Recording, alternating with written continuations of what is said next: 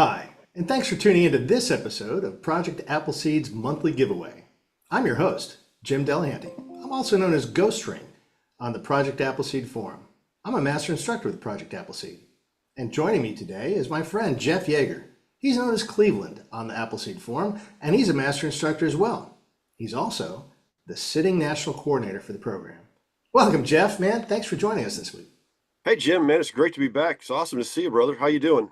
Man, if I was any better, they'd be two of me. That's very cool. That's Our awesome. our tech support tonight, the man in the booth, is being handled by Ross Crutchfield. Ross is Hey, one of our senior instructors. He goes by Roswell on the forum. Hey, Ross. hey, Jim, happy to be here. Very cool. Very cool. Well, thank you for the support, man. You're the best. Also, we've got our deputy national coordinator, Mrs. Smith. She's hanging out in the comments section today, fielding any questions you might have. Thanks, Tracy. And also a special thanks to you guys, all you viewers, because you're taking time out of your busy schedules to join us too, and we really do appreciate it. Now, before we get started, Jeff, have you got any news about Project Appleseed you'd like to share? Yeah, Jim. Our holiday gift certificates with 30% off at 25 meter Aura Pistol Clinic go on sale November 11 at 11 a.m. and they'll be on sale through January 7. This is a great way to give the gift of liberty and save some money for your friends that may want to come to a Project Appleseed event. Well, the holiday gift certificates are always fantastic. I mean, they're a great Christmas present, and your buddies get to go to the range and have a great time out there and learn some heritage as well. So that's just fantastic. What That's else you got? exactly right. We've also got, I want to remind everyone, this is the last month for the $1,000 giveaway for Palmetto State Armory. So get to an event in November to get your entry to win next month. And also, starting now through December, we have new shirts showing up at our shoots commemorating the battle at the North Bridge. So come on out, get signed up for a chance to win a $1,000 Palmetto State Armory gift card and get a new shirt for your collection. Oh, that's fantastic. And 250 years, man, that's some anniversary. So definitely Yes, try and yes. pick up one of those shirts if you can. And plus, you get a chance at winning $1,000. So that's a win. Yeah, it's Thank a you, Jeff. win-win. Man, that's outstanding news. Good stuff. I'm happy to present a special treat tonight. Once again, our Appleseed Slice of History will be presented by Jason Carr. He goes by the call sign AF5US on the Appleseed Forum. He's a senior instructor with our program and a pistol instructor as well. Jason, take it away, man. Hey, thanks so much, Jim. So I appreciate that. So tonight I thought that we'd do maybe the first part of a two-parter. So we'll do one person tonight and then another friend of his next month. They're both very related and both had a critical path. Those of you that have been to one of our 25-meter events might recognize the name Captain Morgan. If you haven't been to one of our events, his name was Captain Morgan, maybe not the Captain Morgan you're thinking of, but that was his name. His story really starts right around the age of 16. This man is 6 feet tall at a time when not everybody had the vitamins and minerals that you and I get. So he was unusually large at that time and larger than life for most of his life. He got into a disagreement with his father at 16 years old and says, "That's it. I'm going off to Virginia to make my way." And that was really a wilderness at the time. So imagine a 6 foot kid, 6 foot plus, going to Virginia, the middle of nowhere, the wilds, and trying to make his fortune. And he thrived.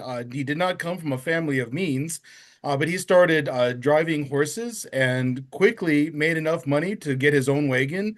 And then he was in charge of a team of wagons and really built up his fortune doing this wagoneering at a time where most people of any sort of means did so through land ownership.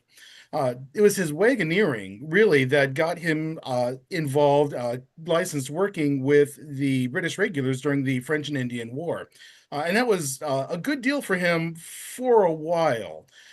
So found ourselves in a situation where one of the British officers kind of mouthed off and was smarmy to him, and Captain Morgan, being a 6 foot man that would be willing to brave the wilds of Virginia at 16, was not the man to take that. So he gave it right back. And the officer, not appreciating the disrespect, took his saber and smacked Captain Morgan across the face. This, of course, was a humiliation that a man like Captain Morgan would not stand for. and he decked the officer and essentially laid him flat, which probably felt great. The problem was that you can't let, as a British officer, you can't let that slide. So his punishment was 500 lashes of the whip. Yeah, exactly. Oh, wow. That was supposed to be fatal, and it very frequently was. That was not a punishment, but a death sentence. Nevertheless, this man has plot armor. He can't be stopped. He is larger than life. He not only survives, but he remains conscious this entire time, and for the rest of his life insisted that they shorted him one, and he wanted his last lash back because they still owed him one lash. Wow. This later, yeah, it's great. This later became a rallying cry for the Patriots later on. Uh, and he actually made some great connections. There was a man that he actually knew of named George Washington in the French and Indian War, and he was working under George Washington at one point when he was ambushed on one of these wagon drives, was injured with a ball that kind of hit the neck and exited out through his mouth and blew out some of his teeth. And again, the man is larger than life and still had enough of his wits around him to get back to the fort. So, again, this man just can't be stopped. But after the 500 lashes, he had had about all that he could fill from the British regulars, and so he decided to seek his business elsewhere. And that is how things progressed essentially until the story of April 19th and the 250th anniversary of Lexington and Concord. Very shortly after that, he decided to have a little competition. And again, if you've been to any of our events, you might be familiar with this. At a time when your average musket was good for 30, maybe 50 yards, he put a roofing shingle of about 7 by 9 inches at 250 yards, and he drew a little nose on it. And he says, "All right, men, if you want to be part of my Virginia company, you have one shot, cold bore shot, and if you can hit that, you can be part of my company. And if not, you need to go somewhere else." And there were 96 men that made that with a line more. I mean, these were men that really knew what they were doing. 250 yards was incredibly impressive without modern optics, and they really did that. We really, at Project Appleseed, respect that. So we kind of simulate that at our 25 meters. At our known distance and our rimfire known distance, we actually offer a patch. So on the second day, if you can do a single shot, you can earn the Morgan's Cold Bore Challenge. And that's probably the least silly thing that I've ever done to try to earn a patch. So it's great. If you can do that, by the way, on your first cold bore, then you have another chance to do that while standing. And if you can do that, you get a nifty little star pin to go on your patch, sent directly, no joke, absolutely true, from our own very Mrs. Smith, who's fielding your questions. Uh, Again, these men were absolutely incredible to hit that roofing shingle, but to shoot out the nose essentially. And they were tough. They knew what they were doing. So they actually went from Virginia, and they wanted to be some of the first in the Boston area. So they marched 600 miles over 21 days. If you do the math, I'm not good at math, but I did the math, and that was just about 29 miles a day every day for 3 weeks. Jim and Mrs. Smith, you kind of know the story behind this. I actually did one hike once with a backpack for 30 miles, and I was not terribly interested on doing that again the very next day. So the fact that they could do this every day for 3 weeks was incredibly impressive. They got there, and it was decided that they were going to go ahead and try a uh, a attack on Canada in Montreal for the Revolutionary War's sake. And frankly, that didn't go fantastic. This is one of the times where it didn't go well. There was a severe lack of food, and just as once they assaulted the city, the walled city, some of the leadership was taken out, and there's a lot of general confusion. But again, Captain Morgan is not the type of man that was willing to just kind of sit down and surrender. So he had this giant sword. Again, 6 foot man has quite the reach. He's being told that you must lay down the sword, and he's challenging anybody to come and take it from him until finally a priest comes by, and he's willing to surrender that to the priest, and he becomes a prisoner of war. During that time, he was offered a full pardon and an officership if he would simply switch sides. But that's not the type of man that Captain Morgan was. And again, I think the 500 lashes might have, again, influenced him to decide, I've had enough of the British regulars, and he refused and kept his place with his men. At the end of that, he was surprised to learn that George Washington himself had petitioned Congress to promote him to the rank of colonel in recognition of his bravery at the event and his steadfast loyalty. And he also gave him kind of an interesting reward. Again, at a time when most men had muskets, almost every single man with a rifle was corralled and placed under the command of Captain Morgan, or Colonel Morgan now.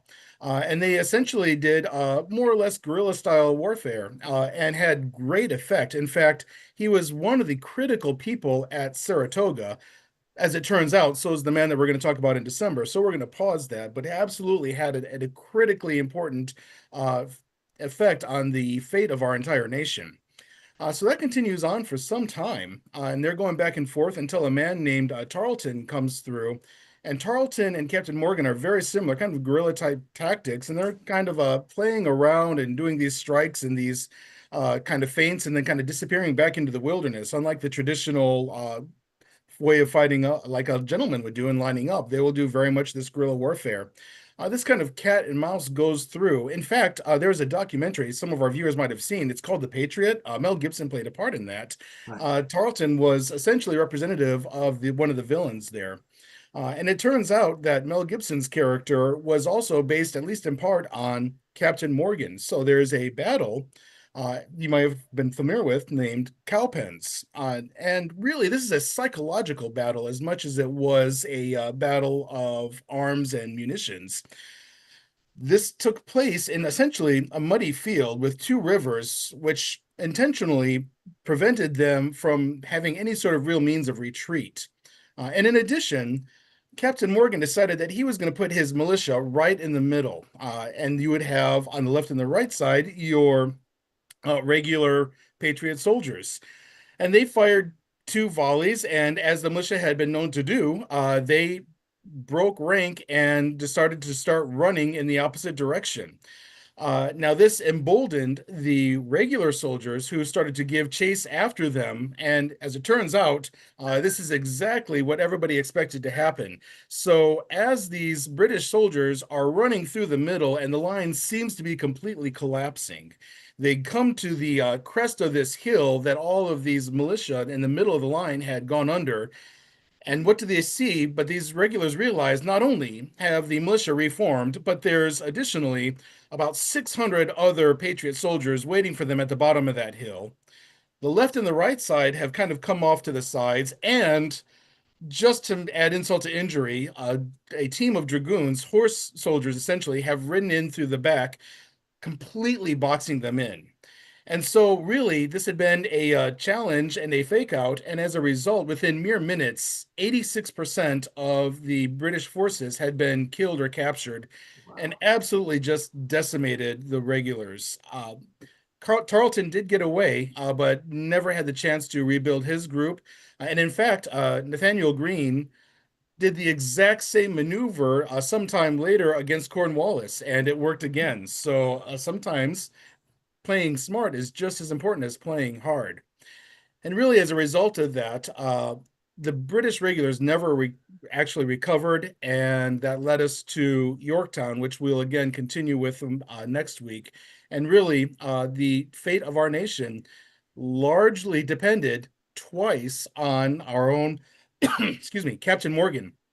So much so, and everybody seemed to agree that Congress presented him with a absolute one-of-a-kind pure gold medallion that demonstrated the Battle of Cowpens. Such was the respect that he had garnered before he was allowed into retirement.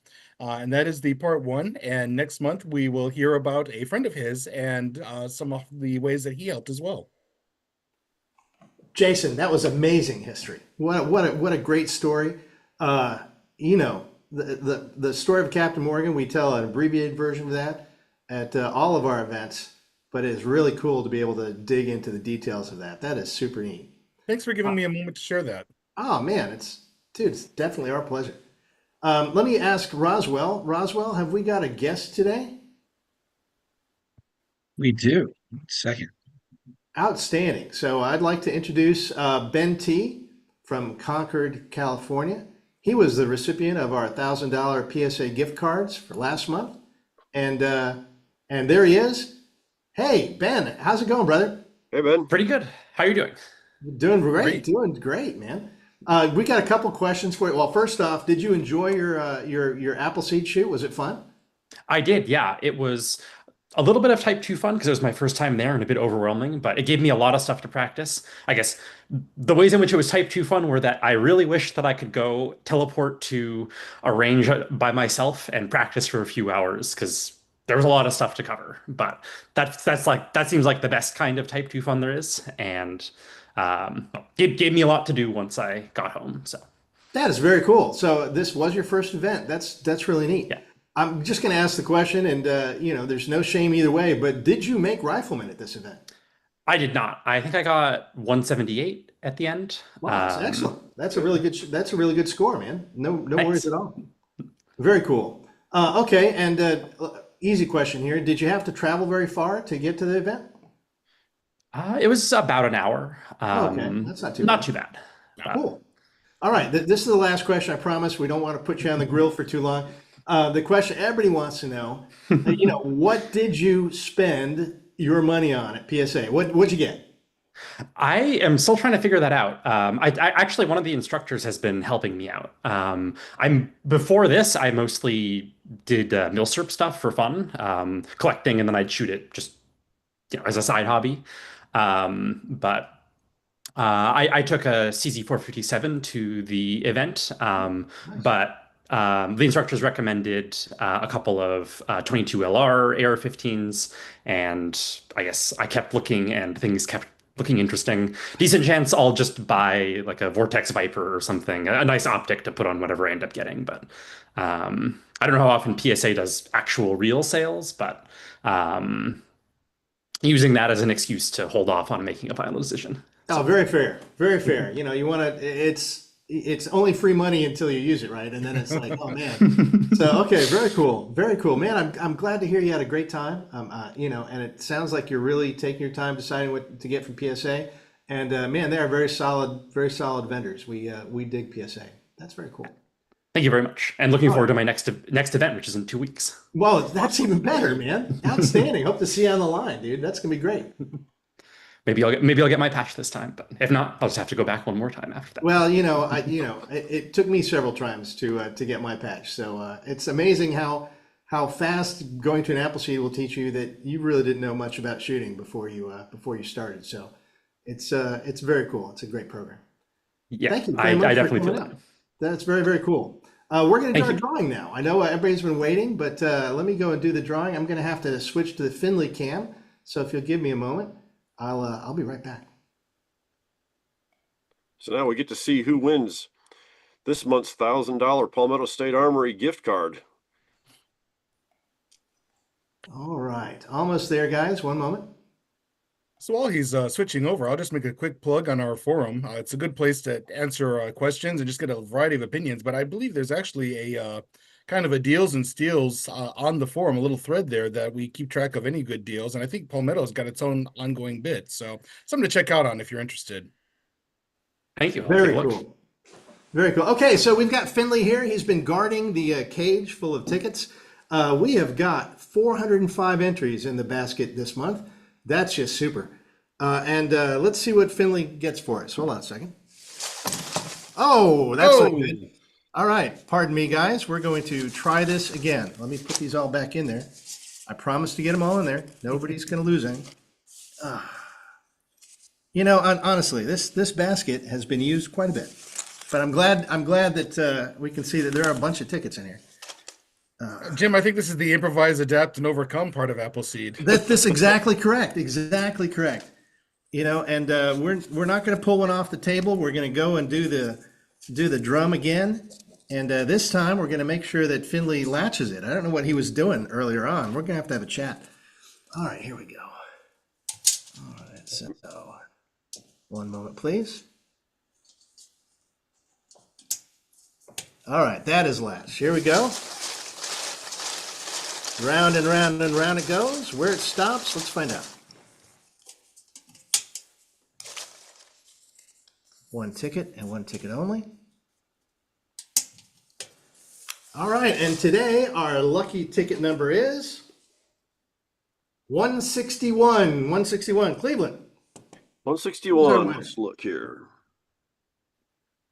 Scott G. Scott G. from Littleton, New Hampshire. You're the winner of a $1,000 Palmetto State Armory gift card. Huzzah. Huzzah, that's outstanding. Scott, fantastic, man. And where did Scott attend his event? That I don't know. Okay, cool. All right, well, we'll congratulations to you, Scott, and really appreciate you coming to our event. And again, I mean, it is just super, super neat. Let's see if I can start this camera. I got to get faster at this, man. Well, we only got another month, but still. All right, here we go. And I'm going to just amazingly pop in. Boop, there we go. All right, awesome. So congratulations, Scott. And I want to thank everybody for tuning in today, especially you, Ben. Thank you so much for showing up and talking about your event. Really, really happy to hear that, dude. That's fantastic. And Scott G, dude, $1,000 gift certificate from PSA. Yeah, if you need some help, talk to Ben. He can help you out with that. And I want to invite everybody to join us again next month, December 2nd at 8 o'clock Eastern, 7 o'clock Central. And I want to thank you again. But goodbye, everybody. And remember to dry fire. And we'll see you all on the line. All Good right, night, everyone. take care. We'll see you on the Bye, line. guys.